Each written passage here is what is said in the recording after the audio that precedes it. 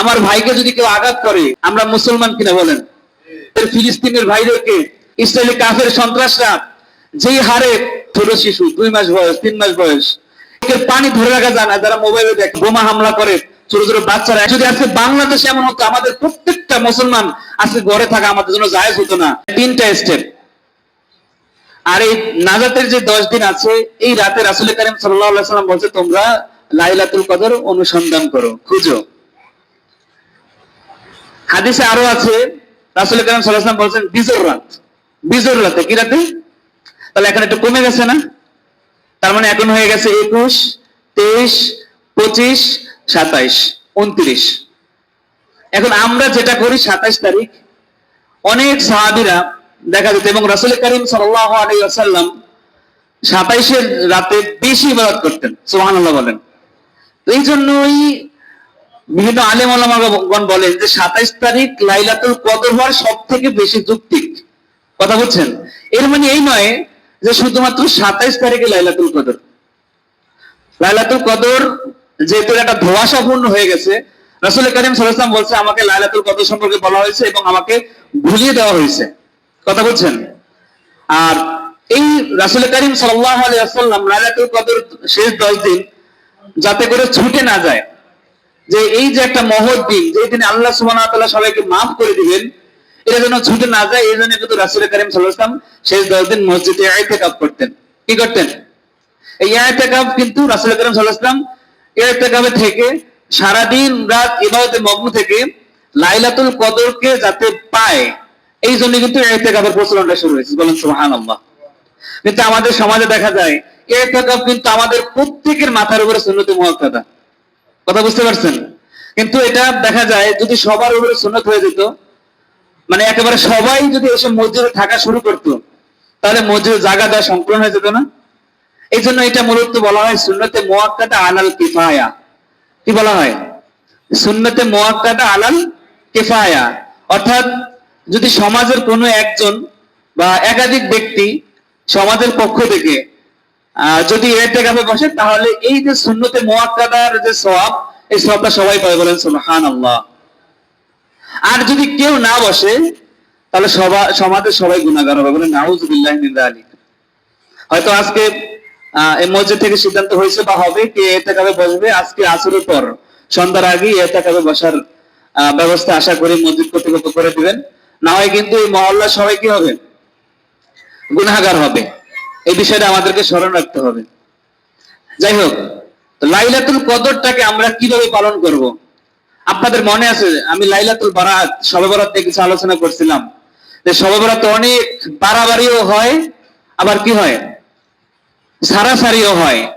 যাতে বেশি বাড়াবাড়িও না হয়, একদল দেখা যায় সমাজের ভিতরে মুরব্বী যারা আছে, বুড়া বুড়ির হাদিস, বুঝছেন, যে এই রাতে যদি সইফিটা ছিলেন না, আপনার তো আমার দেশে বলার মানে সইফিটা, কেউ যদি সইফিটা বানায় না খায়, তাহলে তারা নাকি মরলে কেসা খাওয়াইব। নাউজুবিল্লাহ বলেন। এরকম আপনাদের সমাজ আছে না? আমাদের এলাকায় মাঝে মাঝে বলে। মানে বুড়া বুড়ির হাদিসের অভাব নাই, যত কুসংস্কার আছে সব কিছুর আগ্রহ হইলে এই অবস্থা। বলে যদি কোনো সময় কিছু বলি যে কুসংস্কারের ব্যাপারে, বলে তুমি সেই হাদিস পড়ো নেই, তুমি কি সব পড়ছো? এইভাবে বলে। অথচ এই কথাটা, এটা তো শুনতে কেমন আজগবি মনে হয় না? এই সমস্ত বিষয় থেকে, হালুয়া রুটি খাওয়া থেকে আবার থাকতে হবে। হ্যাঁ, ভালো খাবো। ভালো কেন খাইবো? আমাদের শরীরে আমরা খাবার কেন দিই? আল্লাহ তাআলার ইবাদত যাতে ভালো করে করতে পারি, যাতে করে ভালো সুন্দর করে ইবাদত করতে পারি, এই জন্য শক্তির দরকার আছে না নাই? এই শক্তির জন্য মূলত আমরা কি করি? ভালো খাবার খাই। যেহেতু লাইলাতুল কদর একটি মহিমান্বিত রাত, ভাগ্য রজনী, আর বিশেষত 21, 23, 25, 27, 29 প্রত্যেক রাতে আপনারা কি করবেন? লাইলাতুল কদর হিসাবে কিছু তাহাজ্জুদ নামাজ পড়বেন। কি করবেন? আবার অনেকে দেখা যায় নিয়ম বানায় যে লাইলাতুল কদর নামাজ 8 রাকাত, লাইলাতুল কদর নামাজ 6 রাকাত, প্রথম রাকাতে 100 বার কুল আল্লাহ পড়তে হয়, পর রাকাতে 90 বার পড়তে হয়, এরকম বলে কিনা? এগুলোর কোনো ভিত্তি নেই। স্বাভাবিক নামাজের মধ্যে কি করবেন? লাইলাতুল কদরের নামাজ পড়বেন।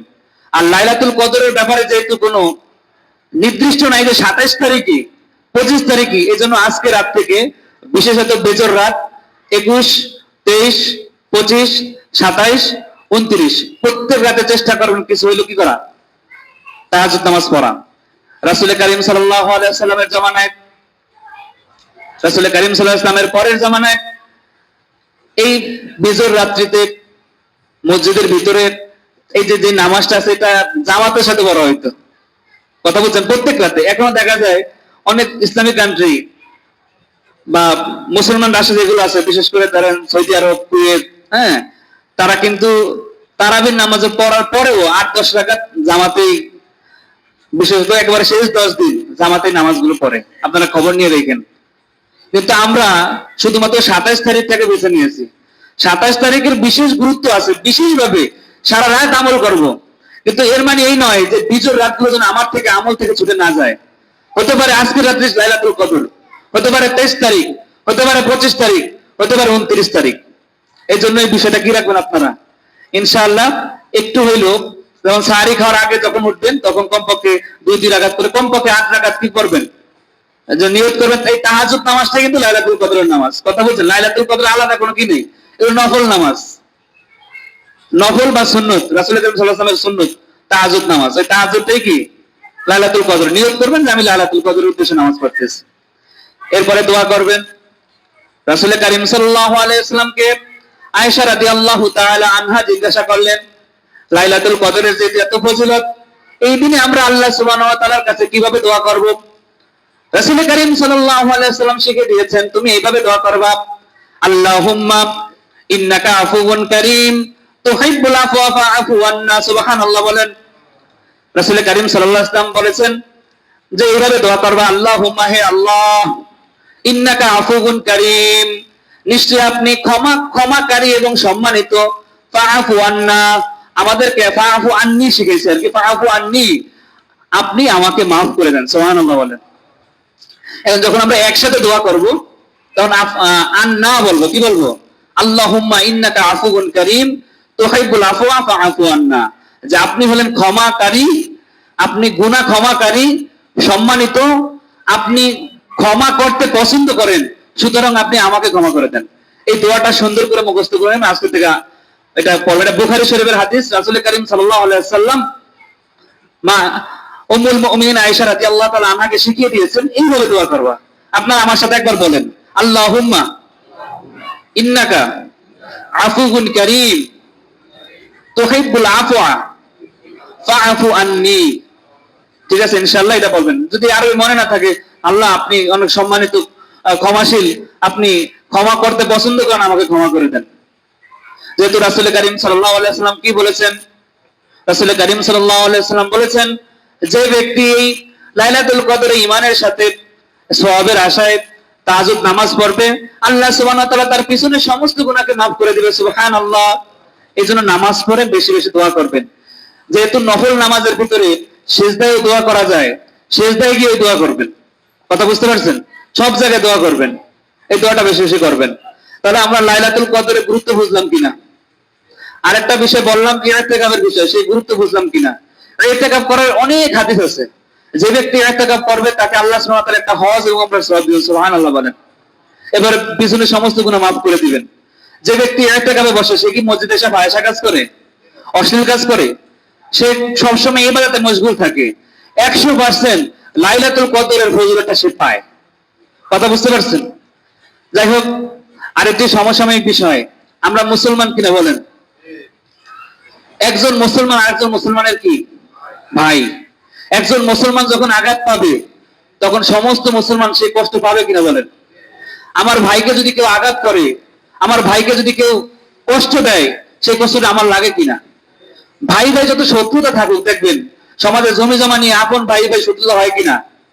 তারপরে যদি আপন ভাইকে অন্য কেউ একটু আঘাত দেয়, তখন ওই আপন ভাই যত জমি জমা নিয়ে শত্রু থাকুক না কেন, ঝাঁপিয়ে আসে কিনা বলেন? তাহলে এই সমস্ত বিশ্বের মুসলমান, এক মুসলমান আরেক মুসলমানের ভাই ভাই। আজকে যারা টাচ মোবাইল চালান বা বিভিন্ন মিডিয়া সম্পর্কে খবর রাখেন, পুরো বিশ্ব সম্পর্কে খবর রাখেন, আপনারা জানেন বর্তমানে আমাদের ফিলিস্তিনের ভাইদেরকে ইসরায়েলি কাফের সন্ত্রাসরা যেই হারে অতর্কিত মর্মাহত ভাবে যেই হামলাগুলো করতেছে, এগুলোকে আমরা মেনে নিতে পারি বলেন? কখনোই পারি না।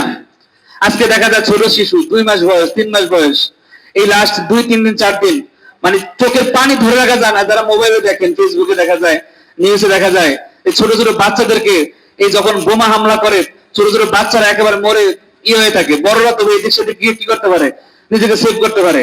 এই লাস্ট 3-4 দিনে আমি গতকালকে, আজকে নিউজটা আমার কাছে জানা নাই, গতকালকে দেখে 450 মানুষ ওরা এই লাস্ট 2-3 দিন হত্যা করছে। নাউজুবিল্লাহ বলেন।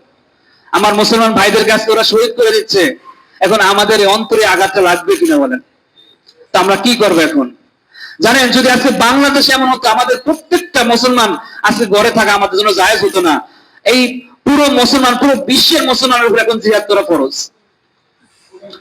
যেভাবে নামাজ পড়া ফরজ, যেভাবে হজ করা ফরজ, যেভাবে রোজা রাখা ফরজ, যেভাবে যাকাত দেওয়া ফরজ, জিহাদ করাও ফরজ। সুবহানাল্লাহ বলেন। কিন্তু আজকে জিহাদের ব্যাপারে আমরা কথা বলতে পারি না। এক সময় মেম্বার থেকে যখন জিহাদের কথা বলা হতো সাম্প্রতিক কালে, তাকে জঙ্গি বলে জেলখানে আটকে রাখতো, ঠিক কিনা বলেন? কিন্তু আজকে এই বিষয়গুলো নিয়ে কথা বলা উচিত। আমার মুসলমান ভাইকে আঘাত করতেছে, যদি মুসলমান ভাইয়ের সম্পর্কে আমি কথা না বলতে পারি, মুসলমান ভাইয়ের সম্পর্কে কথা বলে যদি আমাকে জঙ্গি হতে হয়, মুসলমান ভাইয়ের পক্ষে থেকে যদি আমাকে জেল থাকতে হয়, তাও খাটতে হবে। এটা আমাদের ইমানি দায়িত্ব, ঠিক কিনা বলেন? আজকে ফিলিস্তিনের যে অবস্থা, আমরা আমাদের উপরে জিহাদ এখন ফরজ, কিন্তু আমাদের সবাই যাওয়ার মতো অবস্থা এখন নাই। আছে? আমরা এখন যেতে পারবো এখানে? ইচ্ছা করলে পারবো না। 7 সমুদ্র 13 নদী পাড়ি দিয়ে যাওয়া আমাদের জন্য সম্ভব না। কিন্তু আমাদের এইখানে বসে যতটুকু তাদের পাশে, তাদেরকে হেল্প করা সম্ভব, তাদেরকে সাহায্য করা সম্ভব, যে কোনো দৃষ্টিকোণ থেকে তাদের পাশে দাঁড়ানো সম্ভব, সেইভাবে আমাদেরকে দাঁড়াতে হবে কি হবে না বলেন? ইসরায়েলি পণ্য বয়কট করতে হবে, ঠিক কিনা বলেন? যদি আজকে আমরা ইসরায়েলি পণ্য বয়কট করে দেই, এখান থেকে একটা পার্সেন্টেজ ইসরায়েলের কাছে যায়, তারা সেগুলো দিয়ে বোমা বানায়, তারা সেগুলো দিয়ে আগ্নেয়াস্ত্র বানায়, সেগুলো আমাদের মুসলমান ভাই বোন, আমাদের মুসলমান সন্তানের উপর তারা সেগুলোকে নিক্ষেপ করে। নাউজুবিল্লাহ বলেন। তাহলে ইসরায়েলি পণ্য যেগুলো আছে সেগুলো আমাদের সেখান থেকে কি করতে হবে? সেগুলো বয়কট করতে হবে। এগুলো বয়কট করার সময়ের দাবি। আজকে দেখেন, মাঝে মাঝে দেখলে কষ্ট লাগে যে আমরা কত কত কিছু ইফতার করি। কিছুদিন আগে দেখা গেছে তারা গাছের পাতা খাইছে। নাউজুবিল্লাহ। এত মানে যারা মোবাইল চালান বা যারা মিডিয়া সম্পর্কে জ্ঞাত আছেন, যারা বিভিন্ন টেলিভিশনে তাদের অবস্থা দেখেন, তাদের আমার মনে হয় না যদি যদি মুসলমান হয়ে থাকেন তার চোখে পানি ঝরবে না। আমাদের আজকে হওয়া দরকার সেই সালাউদ্দিন আইয়ুবীর মতো। সালাউদ্দিন আইয়ুবী কিন্তু এই ফিলিস্তিনের পক্ষে, ইসরায়েলের বিপক্ষে প্রথম ঝান্ডা ধরেছেন, যেটাকে বলা হয় হিত্তিনের যুদ্ধ। সেই যুদ্ধে তাদেরকে পরাজিত করেছিলেন। কিন্তু আজকে যতই আমরা মুসলমানরা কথা বলি না কেন, আজকে দেখেন সৌদি আরব চুপ। যদি সৌদি আরব রাসূল করিম সাল্লাল্লাহু আলাইহি ওয়াসাল্লামের জন্মস্থান ভূখণ্ড, তাদেরকে তেল বন্ধ করে দেয়, তাদের সাথে যদি আন্তর্জাতিক চুক্তিগুলোকে বন্ধ করে দেয়, তাহলে ইসরায়েল কখনোই এই ফিলিস্তিনের বুকে অস্ত্র ধারণ করার কি পায় না, সাহস পায় না। কিন্তু আমরা আজকে মুখে বলি মুসলমান, কিন্তু আমাদের কাজের ভিতরে সেটা নাই। এই যে কিছুদিন আগে, গত পরশু মনে হয়, কাবার ইমাম একটু দোয়া করছিল, সেটাও ভাইরাল হয়ে গেছে। দোয়া করলে কি হয়ে যাবে? কথা বোঝেন নাই? একটু দোয়া করছে, আল্লাহ তুমি গাজার মুসলমানদেরকে, গাজার দুর্বল মুসলমানদেরকে তুমি হেফাজত করো। এতটুকু বলছে, ভাইরাল হয়ে গেছে। তার মানে কত বড় একটা কাজ করে রয়েছে যে দোয়া করছে। দোয়া করলে হবে? আন্তর্জাতিক যে বিষয়গুলো আছে সেগুলো কি করতে হবে? বন্ধ করে দিতে হবে। আজকে দেখেন আমাদের বাংলাদেশের অবস্থা দেখেন, আমরা ভারতের সাথে কিন্তু এখন যে রপ্তানি আমদানি বিষয়গুলো আছে সেগুলো কিন্তু বন্ধ আছে। এই বিষয়ে কথা বললে অনেক কথা হবে। হ্যাঁ, ভারতের সাথে নাকি যদি পেঁয়াজ বন্ধ করে, আমরা নাকি 300 টাকা কেজি তো পেঁয়াজ খাবো। এখন কি 300 টাকা কেজি পেঁয়াজ? কালকেও কিনছি 3 কেজি 100 টাকা, এখন নাকি এবার 4 কেজি 100 টাকা হয়ে গেছে। আলহামদুলিল্লাহ। তো দেখেন, আমরা মুসলমান যদি আমাদের ইমানি চেতনা অনেক বড় থাকে, আমাদের ইমানি দায়িত্ব যদি আমরা নিজের স্থানে দাঁড়িয়ে ঠিক রাখতে পারি, সবকিছু আল্লাহ তাআলা আমাদের জন্য সহজ করে দিবে। এই জন্য আজকে আমাদের উচিত, আমাদের দায়িত্ব, আমাদের কর্তব্য ফিলিস্তিনি ভাইদেরকে সাহায্য করা। আমরা এখন কিভাবে সাহায্য করতে পারি? এক হলো প্রতিবাদ করতে পারি, যেহেতু আমরা মুসলমান, একটু প্রতিবাদ আমাদের করতে হবে। একটু আমাদের ধরেন বিভিন্ন মিছিল মিটিং করতে হবে, দেখাতে হবে যে না আমরা কাদের পক্ষে আছি, ফিলিস্তিনের পক্ষে আছি। আর এখন আমরা যদি এখানে মিছিল করি, মিটিং করি, এটাতে কি ফিলিস্তিনি ভাইদের আহামরি বেশি উপকার হবে? এটা অবশ্যই করতে হবে, আমাদের ইমানের দায়িত্ব। এরপর আমাদের একটা আর্থিক হেল্প তাদেরকে করতে হবে, ঠিক কিনা বলেন? উচিত ছিল আজকে শারীরিকভাবে তাদের পাশে থেকে তাদের পক্ষে জিহাদ করা, কিন্তু যেহেতু আমরা পারি না, আজকে যদি আমরা তাদের পক্ষে বিভিন্ন ভাবে এখন তাদের দেখেন, আমাদের ইমানি চেতনা কেমন হওয়া উচিত ছিল? আপনারা অনেকে টিপু সুলতানের নাম শুনছেন না? টিপু সুলতান, হ্যাঁ, তার যে সেনাবাহিনী ছিল, মীর সাদেক নাম ছিল, সে ওই ইসলামের পক্ষে ঝান্ডা ধরেছিল। ইসলামের পক্ষে ঝান্ডা ধরার পরে তার মীর সাদেক তার যে সেনাবাহিনী ছিল, সে কাফের অমুসলিমদের সাথে আঘাত করে তাকে হত্যা করেছিলেন। সে ঘোড়ার উপর থেকে নামায় এমন বড় এক তলোয়ার তার পেটের ভিতরে ঢুকে দিয়েছিলেন। তারপরেও সে কিন্তু ক্ষান্ত হন নাই। সে টিপু সুলতান এইখান থেকে তলোয়ারকে বের করে তার এই শাহাদাত আঙ্গুলকে ভিতরে ঢুকে দিয়ে বলেছিলেন, ফানা ফিল্লাকে দেখনে বাকা কারাজ মুজমার হয়, जिसे मरना नहीं आता उसे जीना नहीं आता, शेर का एक दिन का जिंदगी ভিতর का চৌসালা जिंदगी से बेहतर है। সুবহানাল্লাহ বলেন।